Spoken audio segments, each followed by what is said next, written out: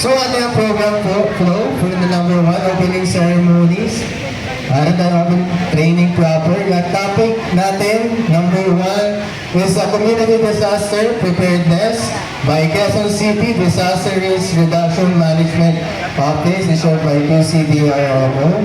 For our second topic for the program flow, food security and biodiversity, the Climate Change and Environmental Sustainability Department by CCESD.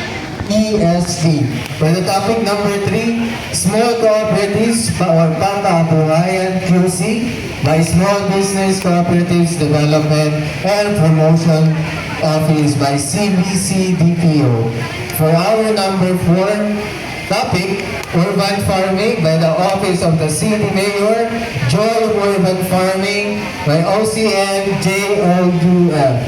For the last topic, number 5, for DSWD mandates and administrative requirements by the Department of Social Welfare and Development, National Capital Region, NCR, DSWD. So ito po yung magiging takbo ng ating first day ng ating program ngayong araw, ngayong day 1.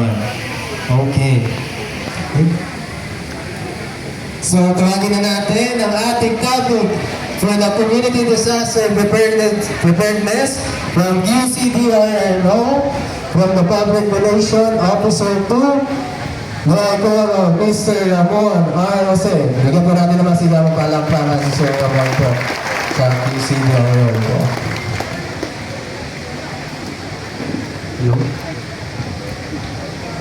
Magandang umaga po. Si Ramon mula sa QCDRMO. So nandito po ako para magbigay ng talk on community disaster preparedness. Naririnig po ba sa likod? Taas ang kamay pag naririnig sa likod? Okay. Dito po sa kanan, naririnig po? Mabuti.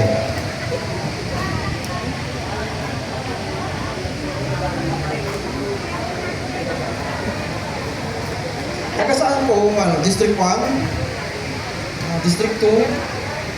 3? 4 po, nasaan? Ang 5? Ang 6 po, nasa likod pa. Yun, sa likod. Ano pala yung color-coded, no? Green, no? Para tayong, nips. Diba? Yung nips. Naalala ko yung kanta ng Batibot, yung pagsamasamahin ng pare-pareho. Okay.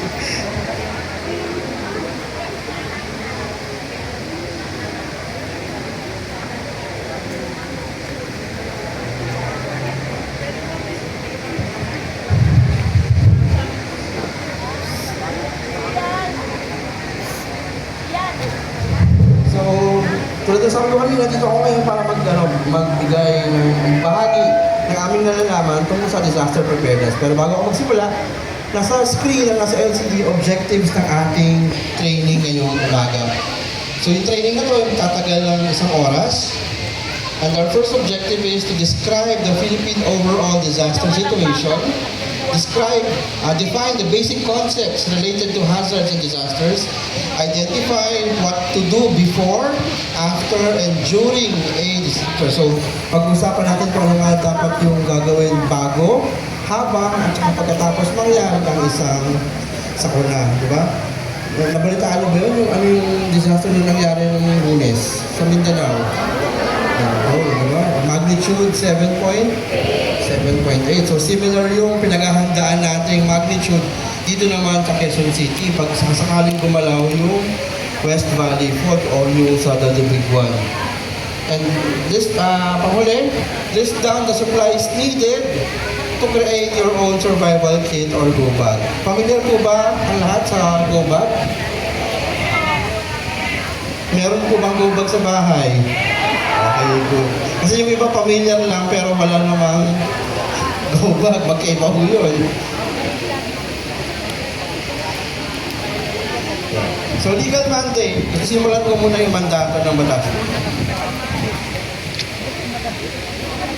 Legal mandates po muna. So, meron po tayong Philippine Disaster Risk Reduction and Management Act of 2010 or yung RA 10121. Ay sigurado ako sa mga sa balita, pinakikinig kayo ng balita, laging binabanggit yan, RA 10121. Pero alam nyo ba, hindi bago ang RA 10121. Kasi dati, bago nagkaroon ng RA 10121, meron muna tayong Presidential Decree 1566.